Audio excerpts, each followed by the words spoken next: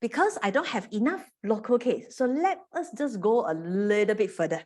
We talk about overseas experience. What has happened overseas? This is older cases. These are not a very new cases. But let's go to Australia. Australia. So there is these things whereby it's actually being sued to court by Dell SC. Dell SC. They call it ASIC. ASIC.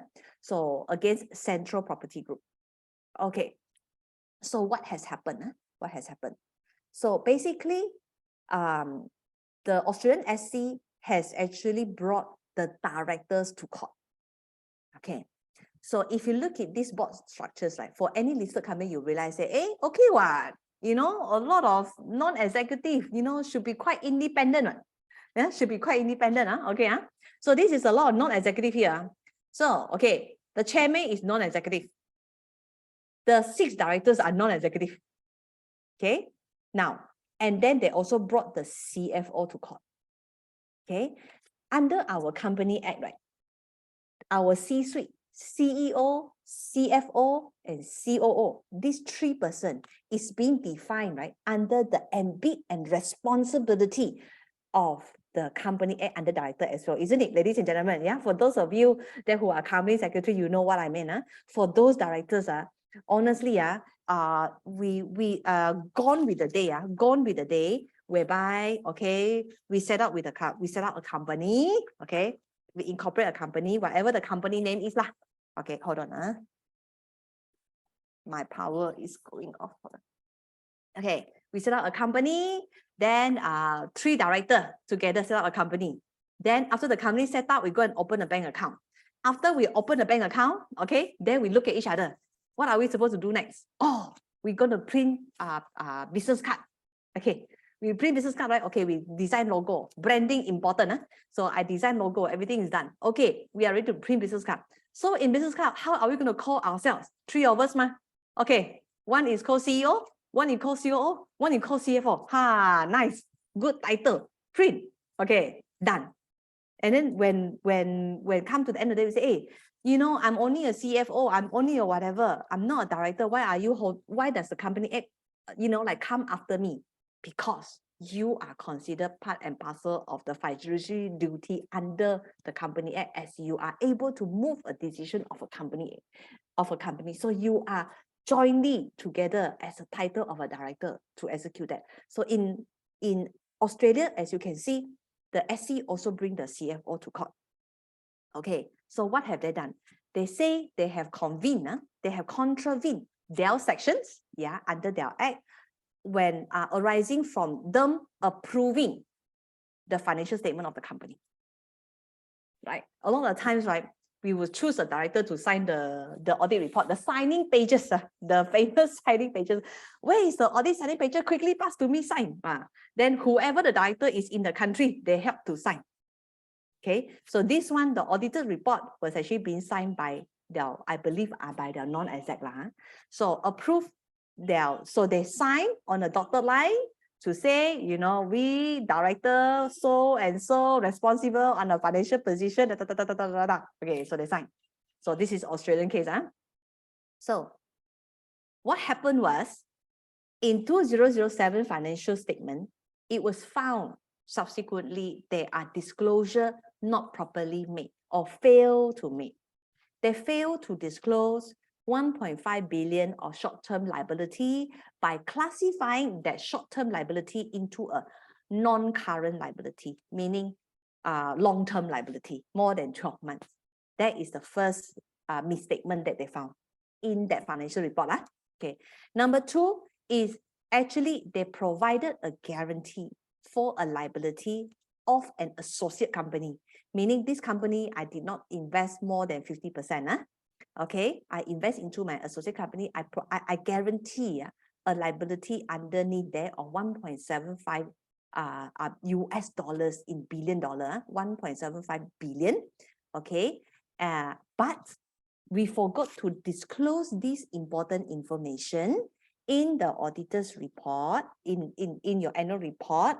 Okay, even though the guarantee was signed after the financial year end, but before you sign the report. So ladies and gentlemen, in your report, right, when you say where to sign, okay, when you sign, right, your financial year end, can be 31st December 2021. Okay, last year. 31st December 2021, that is your financial statement closing. But your auditor, your auditor report, can date today, you know, because the auditor only finished the work now, ma. So there is already a 11 months, 10 to 11 months gap. Something may have happened in the company. If it is a material information, the auditor need to be informed and for them to assess whether a disclosure need to be made in your audited report or not. So in this particular case, right, number one, they misclass, right, the liability.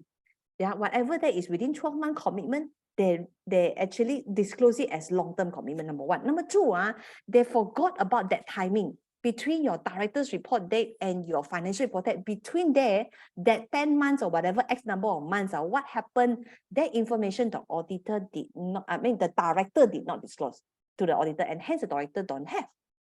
So the court was actually trying to ask, the question is, of course, this one is listed company. This is a listed company. So the question for the Centrum case is, whether director, the questions that they are being sued, whether the director of publicly listed entity are required to apply, number one, their own mind to and carry out a careful review. Number two, of a proposed financial statement and a proposed director, are they required to apply, like their diligence when they sign the account? And then are they supposed to ensure the consistency of all this information with the knowledge of the directors? You don't forget, the directors are non-executive, so they are not in a day-to-day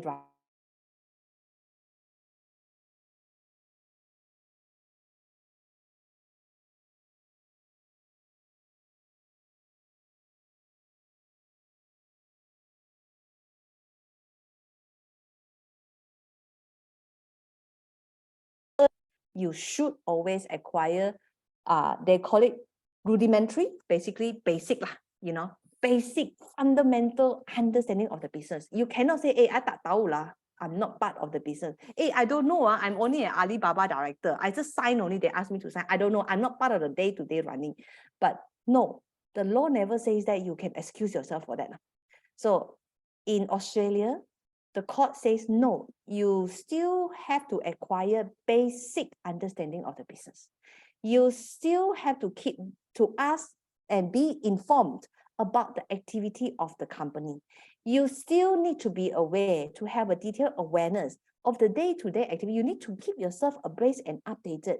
You still need to monitor the company's affair and policy.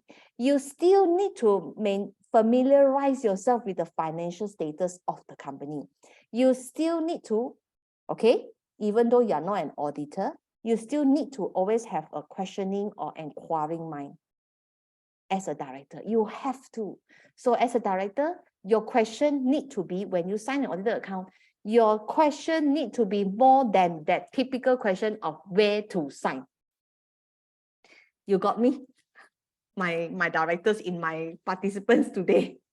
Your question, you need to ask more questions. Hey, can update me about the financial positions.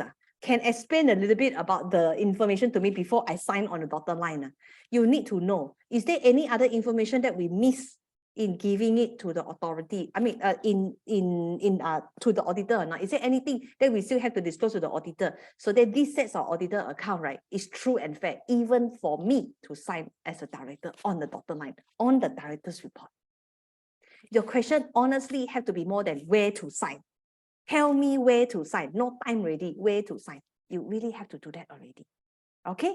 So whilst you are not an auditor, but you have to have that question in mind. Okay? Now, so the court concluded each director, each of them, failed to exercise the degree of care and diligence required by the law in the court of their review of the financial statement. And as such, can be held liable for the loss suffered by the company as a result of their failure to comply with the duties. So this is an Australian case. What about Malaysia? Malaysia, under Section 213 of the Companies Act, we also talk about the duty and responsibility of the directors. The more common things that we always hear is acting in good faith in the best interest of the company, right? We always hear this term, yeah? I tak curi, I never steal, I never whatever. So hence, I've acted in good faith. Now, ladies and gentlemen, today, I wanted to highlight to you section number 2, okay? Whereby within our Malaysian Company Act, we also have reasonable care, skill, and diligence, this wording, right? Under section 213 sub 2, mention sub A and B, a director of the company shall exercise reasonable care, skill, and diligence with, number 1, knowledge, skill, and experience, which may reasonably be expected of you. I expect you to have, You can't tell me I don't know. So you are a director of the company, I'm expecting you to know, okay, and having that same responsibility and any additional knowledge, right, skill and experience which the director is in fact has. So number 1, if you say this is not my expertise or discipline, this particular financial information, I'm an engineer, I don't know how to read the financial information, okay? Does it excuse you as a duty of a director, ladies and gentlemen? The answer is no. All right, you still need to go and acquire that skill so that you know how to ensure the financial affair of the companies is actually being carried out with your duty of due care, right? Your fiduciary duty is there all the time. I once read a survey done by KPMG Global a few years back already, all right? They did a global survey on with directors. So they interview directors. And in the reports, it shows that 50%, all right, of the concern of a board is the fact that they are not able to achieve a strong board of director structure. That is number 1, multidiscipline. Number 2, competence. Yeah, a lot of the time, it may very skewed to one area, right? For example, if it's an engineering company, maybe the directors are all engineers, all right? If it's certain type, it's all finance, right? So it's a lot of like that. So when your board are not balanced, all right, as far as the law is concerned, whichever country that you go is the same, the duty to balance the knowledge lies back to the board of directors. You need to continue to acquire and ask your inquiry mind to improve your knowledge to be able to sit in as a director of a company. All right, as you can see, that case that we have, do you think it is the account clerk, the Miss Lim account clerk is going to answer the question? The answer is no, Miss Lim will resign already. Right? It is the director who will actually have to go and look for SSM and whatever to exercise all that, ladies and gentlemen. So we as a director of most of the time, small, medium enterprises, right? At the end of the day, the duty of the accuracy of the financial record, the duty of the record keeping is on you, not really on your staff. Okay? Now, our Company Act says what? A director who contravene the sections 213, meaning you don't exercise your duty properly, okay, you are 5-year jail and 3 million in fine, up to 3 million in fine, okay, or both. So of course, until now, we have not seen all this being imposed, but like I said, we are taking a lot of precautions, right? So ladies and gentlemen, allow me to do a concluding remark, and I'd like to be able to have a conversation with our audience today. A concluding remark is, as a director, ladies and gentlemen, under Section 245 of the Company Act, you are responsible for the record keeping of the financial statement to ease and auditing, to ease the confirming of the accuracy of the of your financial position, to form an opinion of true and fair, number 1. Number two, under Section 27 capital B of the SSM Act itself, themselves, you need to be aware of the availability of your documents that needs to be always available for inspection by the authorized authorities. They can send an email to you under here, give you only 14 days or lesser time, right? And ask for the information, you know. So you need to remember to apply for extension of time if you need more time, or you just have to get ready because they are coming. Okay, and then under Section 213 of the Act, you have a fiduciary duty to actually ensure that you acquire the knowledge, even though you may not have. Right? Okay, you need to actually go through all that. Okay, now, non-compliance of the above can result in the director not able to fulfill their duty in answering the SSM inquiries under Section 27 capital B. Okay, as well as failed to act as a director under the Company Act. And the penalty of such failure, okay, of course, number one, if you're talking about Section 27 capital B, all right, we are talking about the 500,000 and the imprisonment. If you are talking about the other sections of the Act, under the Company Act itself, is 5 million and 3 years jail. So ladies and gentlemen, we are really down into a lot of compliance environment now as a directors or even as a company secretary, right? So things are interesting. Things are interesting.